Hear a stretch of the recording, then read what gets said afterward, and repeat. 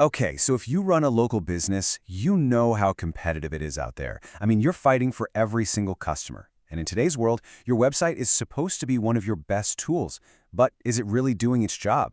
Today, we're going to break down how you can turn that website from just an online placeholder into a machine that actually brings in new business. So let's just start with a really tough question. Is it possible your website is actively sending customers to your competitors? I know, that's a hard pill to swallow, but think about it. In this digital-first world, a bad website, one that's old, confusing, or broken, is honestly worse than having no site at all. It's basically a 24/7 advertisement for everyone else.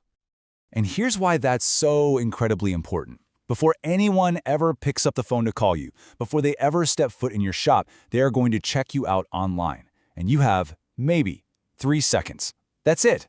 Your website is that first test, and for a lot of people, it's the only chance you get to prove you're the right person for the job. Which brings us right into our first section, your digital first impression.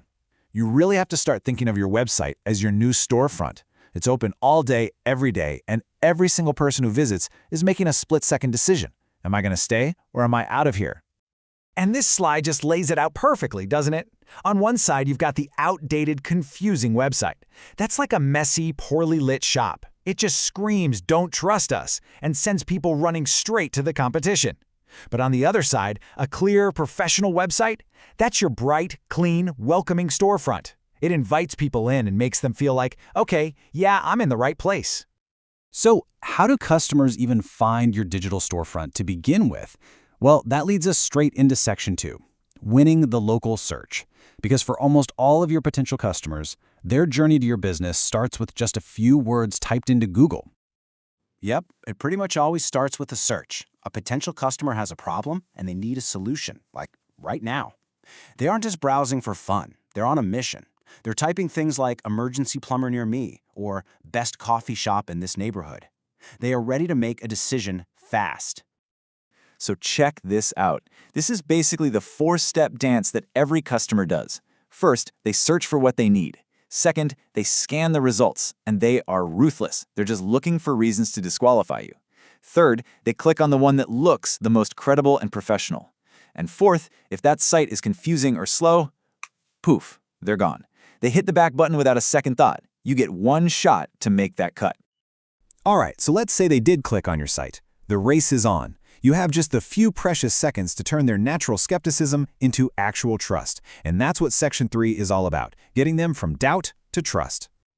Just look at the difference here. It's night and day, right? The website on the left, it's a digital dead end. It's got an old design, the information's a mess, and you can't even figure out how to contact them.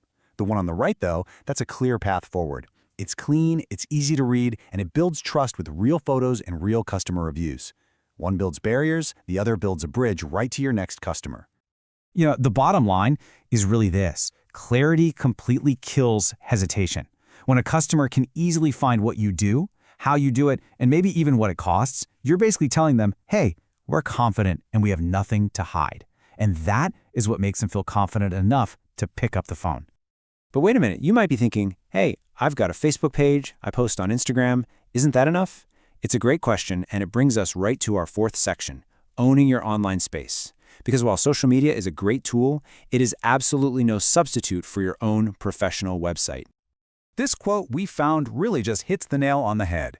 Algorithms change and posts disappear, but your website stays consistent and stable. Think about it. You don't own your Facebook page. You're just renting space.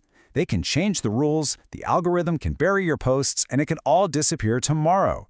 Your website, though, that's your digital home. You own it. You're in complete control. And having that control is absolutely crucial.